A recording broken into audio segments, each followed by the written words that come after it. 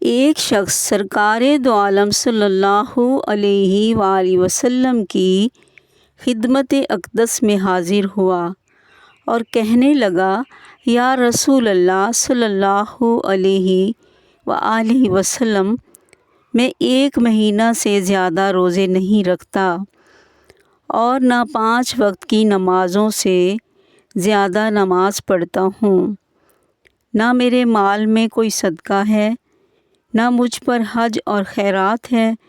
اگر میں مر جاؤں تو میرا ٹھکانہ کہاں ہوگا؟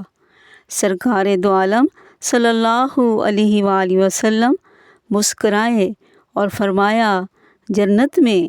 اس نے عرض کیا، آپ کے ساتھ؟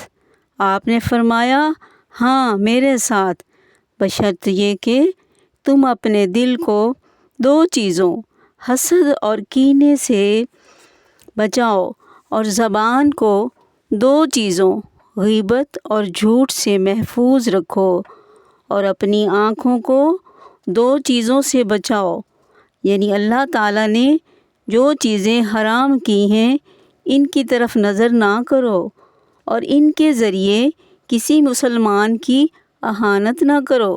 اگر تم نے ایسا کیا تو تم میرے ساتھ ان 2 ہتھیلیوں پر جنت میں جاؤ گے۔ سبحان اللہ۔